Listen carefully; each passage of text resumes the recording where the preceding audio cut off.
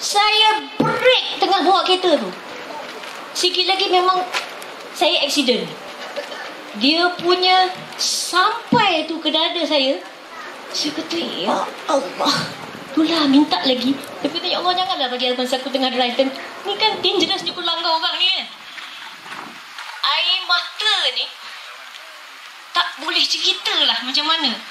Akhirnya saya drive tu, saya terpaksa drive ke tepi jalan.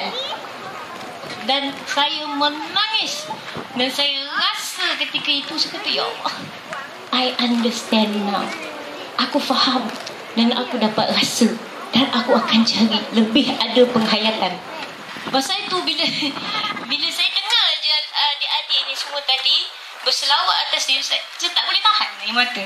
Dan setiap Maulidur Rasul saya akan ingat peristiwa itu. Saya duduk dekat tepi jalan tu, orang pun heran saya seorang bawa, dan saya menangis. Kata, ya Allah, sekarang aku dapat rasa walaupun 14 abad telah ditinggalkan, aku dapat rasa.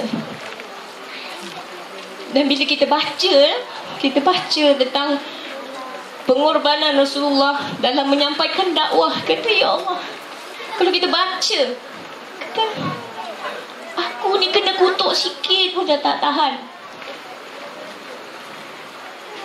4 tahun selepas kenabian, Rasulullah SAW baru berdakwah secara terbuka. Dan di situ kutukan dia mula datang. Halangan dia. Kita orang cakap tak baik sikit dalam Facebook je pun dah tak tahan. Sedangkan Rasulullah SAW, bapa saudara dia sendiri, besan dia sendiri, Abu Lahab dan isterinya Ummu Jamil sanggup letak duri setiap kali perjalanan Rasulullah. Ambil balik anak-anak mereka yang telah dikahwinkan.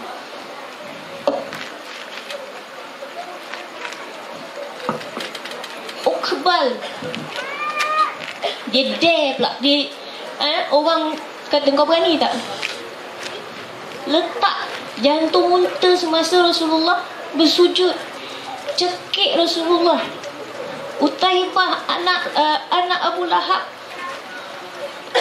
tarik baju Rasulullah, meludah di muka Rasulullah. Kita tak jumpa lagi tu. Tetapi walaupun kita sebut, kita selawat, kita takut untuk berdakwah untuk Islam. Rasa susah sikit, dah ke belakang, tak berani. Kenapa sugul? Dapat menghayati juga ke? Jangan bawa kereta. Kalau terfikir pasal tu, parking ke tepi kereta, ke tepi jalan. Jadi ketika itu saya merasa sangat beruntung, kerana Allah tunjukkan kepada saya, beri saya rasa. Dan kita sebenarnya bukan saja pada masa Maulidur Rasul ni kita patut gunakan, kita ingat pada Rasulullah, tapi tiap hari Allah dah bagikan Al-Quran dan Sunnah untuk jadi ikutan kita. Tak payah nak buat tambah lagi. Cukuplah tu. Rasulullah perbuatannya untuk kita ikut secara amali. Ada orang kata ada 2 jenis amalan Rasulullah, yang satunya memang untuk jadi ikutan dan satunya hanyalah preference dia. Ya, memang apa yang dia suka. Tetapi kita fikir balik secara logik, Rasulullah Allah jadikan dia maksum. Jadi kalau kita ikut semua pun tak salah. Dulu, of course lah, kita ni English educated kan. Bila kata lepas makan jilat jari, oh, I'm sorry. Oh, so barbaric. Betul tak barbaric? Kira macam tak ada tamadun lah kan. Tetapi apabila kita kenal kepada Al-Quran, kita realise, ya, kita baru tahu bahawa betapa banyaknya ilmu yang begitu advance yang Allah telah tunjukkan, berikan melalui Al-Quran dan melalui perbuatan Rasulullah sallallahu alaihi wasallam yang jauh lebih advance. Kalau kita fikirkan, baginda bukannya orang yang boleh membaca atau menulis. Kenapa bila jilat jari tu jangan pandang hina? Saya terpesona kita, rupanya ada enzim kat ujung-ujung jari ni yang membantu untuk kita mencerna proses penghadaman dalam badan kita. Rasulullah dalam Al-Quran telah dikatakan tentang sungai di dalam lautan. Sampaikan oceanographers tu yang membuat kajian, seorang saintis Perancis masuk Islam kerana dia memang dapati bahawa memang ada anak sungai air tawar yang mengalir di bawah lautan dan terbatas oleh satu membran yang nipis, satu lapisan yang nipis. Jadi itu membuatkan saya rasa terharu dan saya sentiasa mencari, dan saya rasa kita mesti bangga dalam kehidupan sekarang untuk menjadi seorang Islam, kerana kita sebenarnya advance, segalanya ada. Cari saja dalam Al-Quran dan apa yang telah dilakukan Rasulullah. Jadi kita jangan lupa selawat bukan hanya time Maulidul Rasul, selalu setiap hari, setiap waktu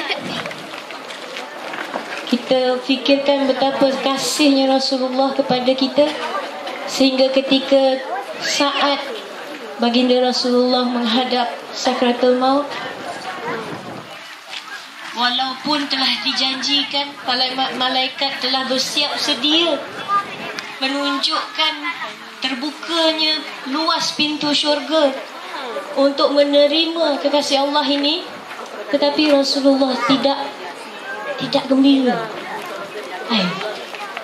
Kita kalau orang tunjuk kebahagiaan yang kekal selama-lamanya, tak happy.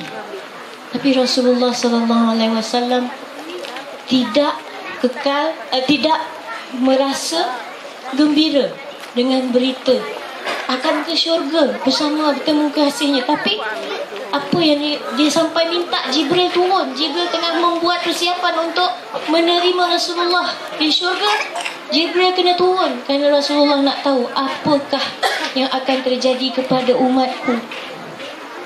Dan Jibril kata, aku pernah terdengar Allah berfirman berkali-kali, aku haramkan syurga ini kecuali setelah umat Muhammad berada di dalamnya.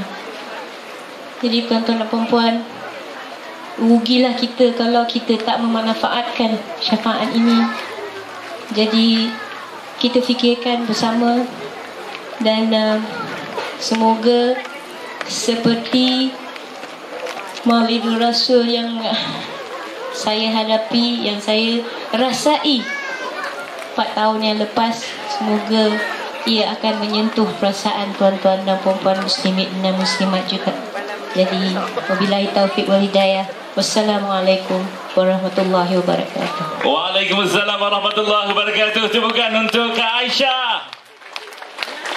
Hati yang membeku dah jadi cair dengan selawat tuan-tuan. Apatah kita, kan? Marilah dalam malam cinta Rasul Titi Wangsa berselawat ni kita membesarkan keagungan Allah Subhanahu wa taala, dan kita memperbanyakkan selawat kepada junjungan besar Nabi Muhammad sallallahu alaihi wasallam. Mudah-mudahan Allah Subhanahu wa taala akan membalaskan dengan berselawat kepada kita dengan 10 kali ganjaran, insya-Allah.